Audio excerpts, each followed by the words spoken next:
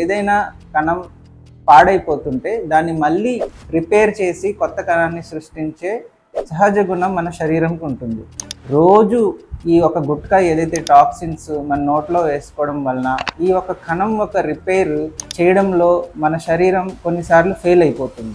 ఆ రిపేర్ చేయలేక ఆ క్యాన్సర్ కణం కింద మారి అదే పెరిగి పెరిగి పెరిగి పెద్దదైపోయి క్యాన్సర్ కింద మారుతుంది. రోజుకో గుట్కాయ కదా అని అనుకునే వాళ్ళకి రోజు మనం ఉన్న శరీరంలో ఉన్న నోట్లో ఉన్న కణాలని మనమే దానికి చంపేసి దాన్ని డ్యామేజ్ చేసేసి దాన్ని క్యాన్సర్ కింద మార్చే గుణాన్ని మనమే దానికి ఒక అవకాశం ఇస్తున్నాం.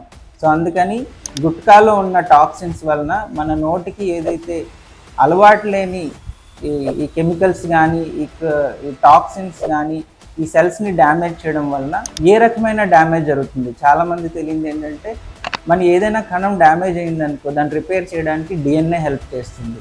సో ఎప్పుడైతే మన డిఎన్ఏ డ్యామేజ్ అయిపోతుందో ఈ డిఎన్ఏ డ్యామేజ్ వలన ఈ ఒక్క కంట్రోల్ ఏదైతే కొత్త కణాన్ని సృష్టించే ఒక పద్ధతిని మన శరీరం కోల్పోతుంది.